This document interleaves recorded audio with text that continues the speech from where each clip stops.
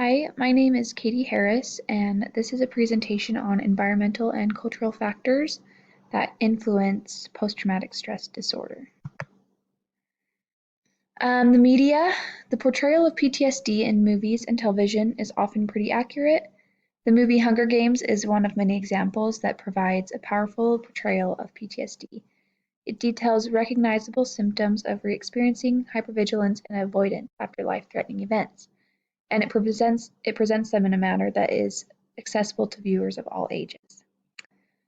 Certain features of PTSD tend to be portrayed by media more. Most movies, television, and media generally show PTSD related to extremely traumatic events. This leads to a concern about the types of events that the media determines are traumatic enough to cause a disorder like PTSD. They often leave out daily life things that could, like abuse and those kind of things that could lead to PTSD in a lot of cases. Sometimes the media's portrayal of someone struggling with PTSD can also mislead the public on what daily functioning looks like for most people. This can discourage businesses from hiring veterans and exaggerate the fear of the public that associates with mental illness. Something that the U.S. Department of Veterans Affairs does in, I think, the month of June is they do PTSD Awareness Month to bring attention to the condition and educate communities and provide resources for this mental illness. Family support is a big thing for PTSD.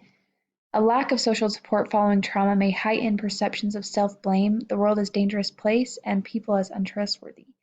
The dynamic may also encourage maladaptive coping habits such as avoidance, avoiding talking about the trauma. In contrast, positive social support may help the trauma survivor to question negative cognitions and encourage adaptive coping habits like talking and confronting the trauma. These findings suggest that the interpersonal domains of family and friends are particularly influential in shaping the direction a victim may go following trauma. If a family can help keep a positive and supportive position, usually the outcome in the future will be better for both family and the victim. The role of peers. Social support has been consistently identified as one of the strongest predictors of post-traumatic stress disorder. Peer support predicted increased hope, decreased functional impairment, and decreased PTSD symptoms. Especially with teenage cases, adolescence is a period of transition from viewing one's parents and other adult family members as role models to prioritizing the examples of friends. So that peer support is really especially important in those teenage and child cases. Also, community support can enhance coping and especially of children. And PTSD symptoms were reported as higher when peer support was absent. Not everyone who goes through a traumatic event experiences PTSD. What one person considers a traumatic event might not be the same for someone else, and there's also a genetic factor. Studies have shown a strong association between PTSD and how the brain responds to stress. So if a family member struggles with depression or trouble handling stress, their posterity may be more prone to suffering from PTSD if faced with a traumatic event. This population also has recurring vulnerability because they often relive the trauma through recurring nightmares or intrusive, distressing thoughts or recollections about the event. So they have recurring vulnerability. The legal and political system do help with people with mental illness, especially disabilities. In the Americans with Disabilities Act of 1990, this law prohibited discrimination based on disability, so it includes mental illness. So if you have depression, post-traumatic stress, or other mental health conditions, you're protected against discrimination and harassment at work because of your condition. You have workplace privacy rights and may have a legal right to get reasonable accommodations that help you perform and keep your job. So they do help in the legal way. Potential barriers in cultural environment. There's a lot of stigma that surrounds mental illness in general. Many stereotypes exist that depict people with PTSD as dangerous, unpredictable, incompetent, or to blame for their illness. Common phrases like, you don't look sick, or when are you going to get over it, or can't you just forgive so you can get better? Those are all examples of how people see mental illness. They can't physically see the problem, and so they don't understand it. There's also a cluster of negative attitudes and beliefs that motivate the general public to fear, reject, avoid, and discriminate against people with mental illness. That makes it hard for people with PTSD to want to seek help because they may fear embarrassment or shame from the public.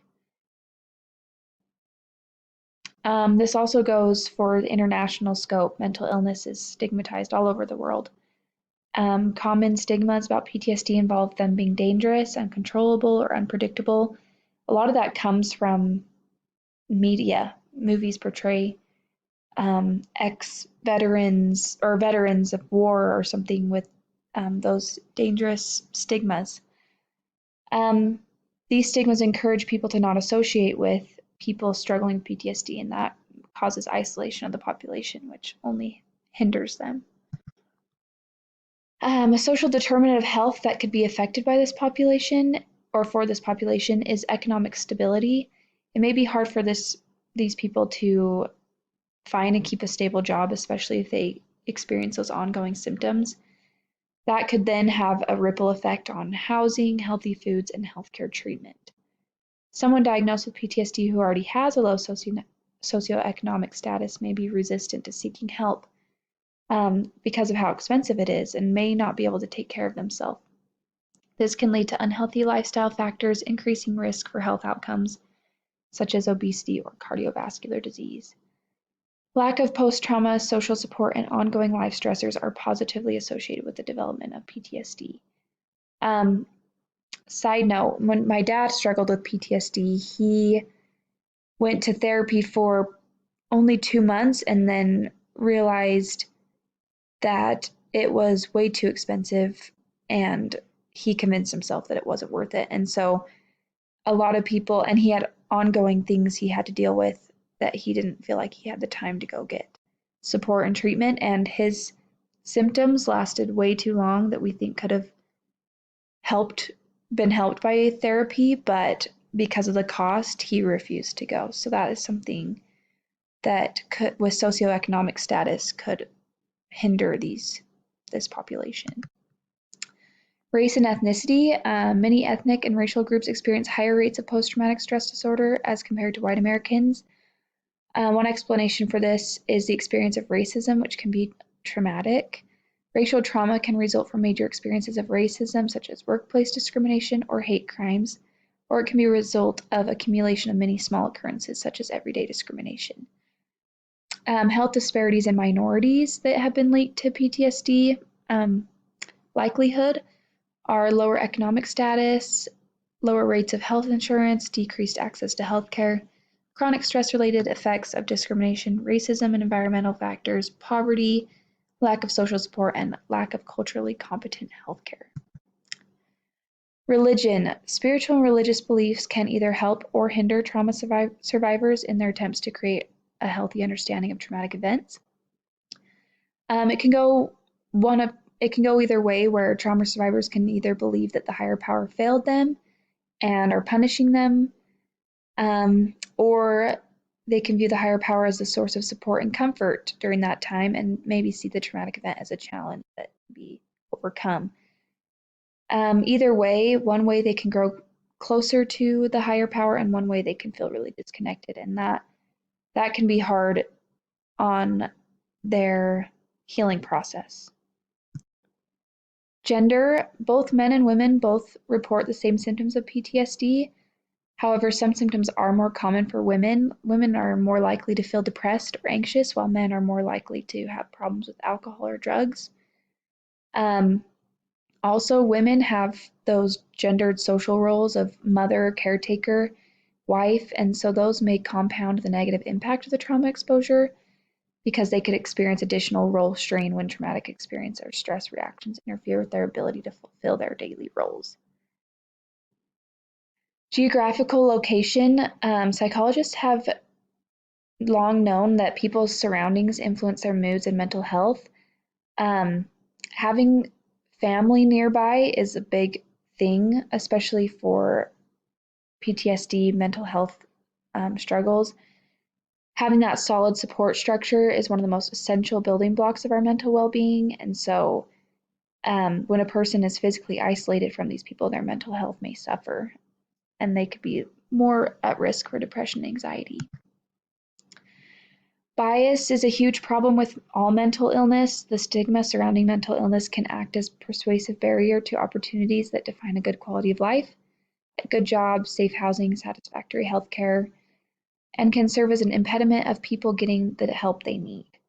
Commonly held stereotypes about people with mental illness that have been consistently identified in surveys of the general public include incompetence, weak character, and dangerousness. Health disparities internationally. Traumatic events are common all over the world. However, the treatment type and access looks very different from country to country. Treatment seeking in high income countries was double that of low to middle income countries. So only half of those with severe PTSD report receiving any treatment, and only a minority receive specialty mental health care. So PTSD treatment is very scarce in low income countries, and that can reduce the people getting the help they need in those places. And that is all on PTSD and environmental and cultural factors.